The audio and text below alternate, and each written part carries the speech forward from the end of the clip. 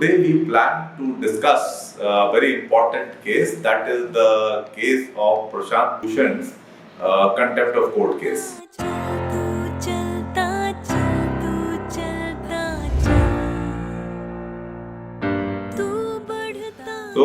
In my view, Prashant Bhushan is a person who fights for our causes more than Modi or Sonia. Let us understand that. Now, efforts are continuing to slowly terminate democracy and stifle dissent in India.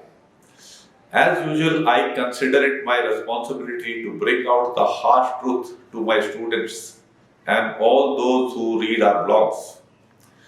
Prashant Bhushan's contempt case is a very good reflection on the current state of Indian society. Let us understand the characters involved. First, let us come to Mr. Prashant Bhushan. Now, Prashant Bhushan, son of Shanti Bhushan, a former law minister in the Morarji government, is arguably India's most prominent public interest litigation lawyer and crusader against corruption. He was a prominent member of the Anna Hazare movement in the fight against corruption.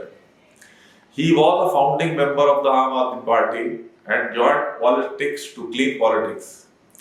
When he found that Kejriwal was not living up to his high values, he fell out with him, and along with Yogendra Yadav, another person of high values, were removed from Aam Aadmi Party.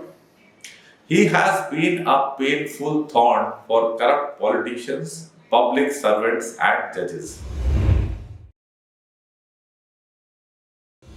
As a student, he had written a book titled The Case That Shook India about the setting aside of Prime Minister Indira's election in 1974. He forced the judges of the High and Supreme Court to declare their assets. This he did it, I think, in 2009. In 1990, he wrote Woefers, the Selling of a Nation.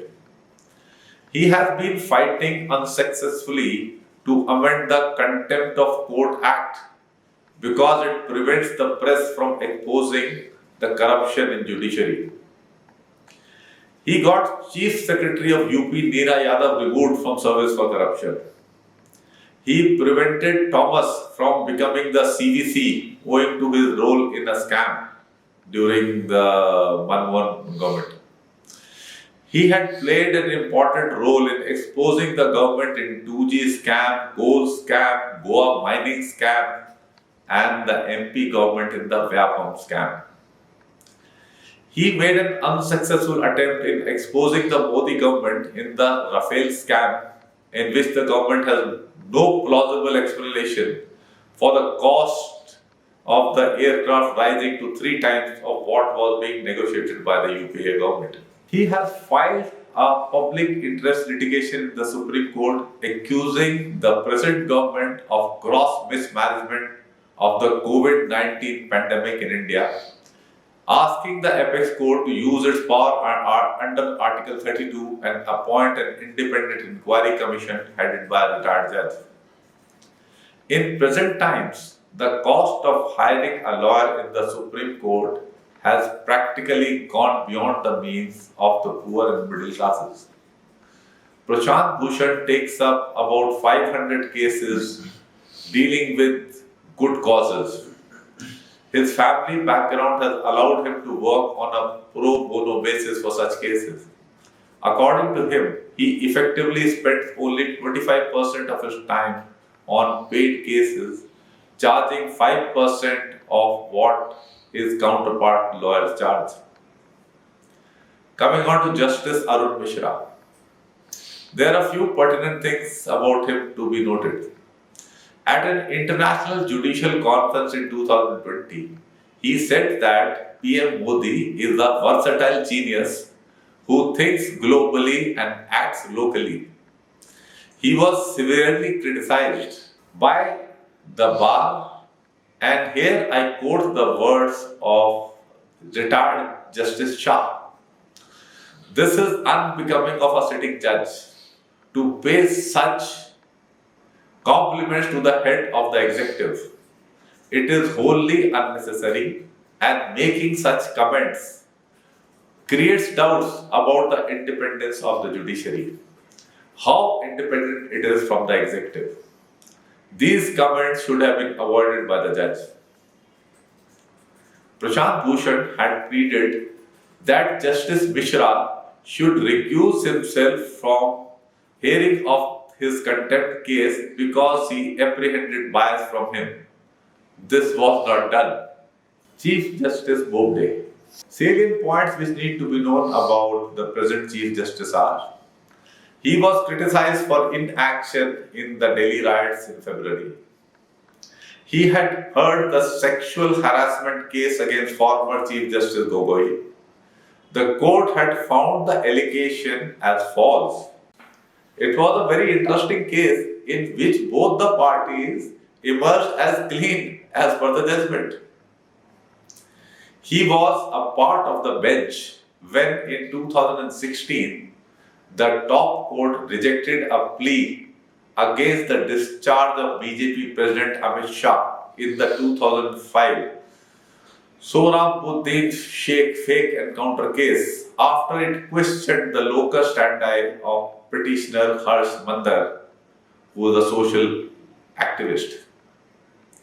In hearing the petition to seek help for migrant laborers, Chief Justice Bobde, heading the bench, had asked Advocate Prashant Bhushan during a brief hearing, if they are being provided meals, then why do they need money for meals?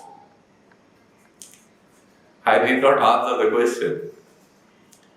Questionable timing, sense of priority, charges, composition of bench of the contempt case.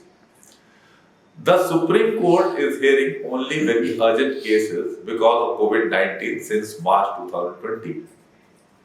Some very urgent cases, of course, in my perception, which have not been heard so far are the case of abrogation of Article 370, which has now crossed 1 year, the case of constitutional validity of CAA, the electoral bonds case, the numerous habeas corpus petitions of perceived illegal detentions in Kashmir. All these have not been heard. Supreme Court has not found time for these, but they found time for Prashant Bhushan's contempt case. The contempt charges framed against Prashant Bhushan were based on 2 tweets of the accused and also included a case of 2009, the hearings of which had stopped in 2012. From the above, these questions come to my mind. Was it pre-decided to teach Prashant Bhushan a lesson and hence the urgency of hearing the case? In keeping with a sense of fairness and justice, Justice Arun Mishra should have recused himself from the bench. Why did he not do so? Were the 2 tweets and the old case taken up suddenly now because there were directions from some high authority that either unconditional apology from Prashant Bhushan must be obtained or punishment meted out? Coming on to the summary of the case and the judgment. The tweets which were in question of Prashant Bhushan. Chief Justice of India rides a 50 lakh motorcycle belonging to a BJP leader at Raj Bhavan in Nagpur without a mask or helmet at a time when he keeps the Supreme Court in lockdown mode, denying citizens their fundamental right to access justice. A point to note here is, later on he apologized for the point about the helmet because he said that since the motorcycle was parked on stand, helmet was not required. The other tweet was, when historians in future look back at the last 6 years to see how democracy has been destroyed in India, even without a formal emergency, they will particularly mark the role of the Supreme Court in this destruction, and more particularly the role of the last 4 Chief Justices of India. These were the 2 major tweets in question, and the previous tweet of 2009 was in which, when that is still going on, in which he had said that out of the 16 Supreme Court Chief Justices, at least more than 50% of them were definitely corrupt. That is going on. And he was asked to apologize for that, and he said, "No, I did not apologize because I will give you evidence." Now come to the judgment. In this premise, making such wild allegation, thereby giving an impression that the Chief Justice of India is enjoying riding an expensive bike while he keeps the Supreme Court in lockdown mode and thereby denying citizens their fundamental right to access justice is undoubtedly false, malicious, and scandalous. It has the tendency to shake the confidence of the public at large in the institution of judiciary and the institution of the Chief Justice of India, and undermining the dignity and authority of the administration of justice. We are unable to accept the contention of the alleged contender number 1 that the said statement was a bona fide criticism made by him on account of his anguish of non-functioning of the courts physically. The scurrilous allegations, which are malicious in nature and have the tendency to scandalize the court, are not expected from a person who is a lawyer of 30 years standing. In our considered view, it cannot be said that the above tweets can be said to be a fair criticism of the functioning of the judiciary made bona fide in the public interest. And the last portions of the judgment are the tweets which are based on the distorted facts in our considered view amount to committing of criminal contempt. This is what the judgment was like. Now, major responses to the judgment. BJP supporters like Sambit Patra and Gaurav Bhatia have obviously welcomed the judgment. More than 3,000 people, including 12 former judges, have signed a statement extending solidarity and support to senior advocate Prashant Bhushan in the case. Now the lessons for us as I see them. The Supreme Court has lowered its dignity by this judgment. Injustice has been done by the Supreme Court to stifle criticism and dissent against itself and the government. The judgment is a blow to free speech in India. It is yet another step to stifle democracy in India. It is a definite reason for us citizens to support Prashant Bhushan and raise our voice against injustice by the Supreme Court. Public figures and institutions earn the respect of the public by their actions and not by stifling democracy. Now I'll come to a point which is not related to this case. It is somewhat related, but it is a aspect of psychology and personality, which is my field. I'll talk about leadership. This is a topic which I very rarely talk about. Leadership is built by not using formal power.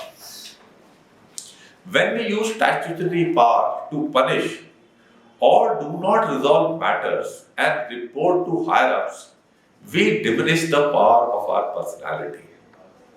But when we resolve things ourselves, we enhance it. Examples which you can relate to. When a class monitor resolves a minor transgression of some student himself, it enhances his stature. But when he threatens to report or actually reports to the teacher, he lowers his own leadership and his personality.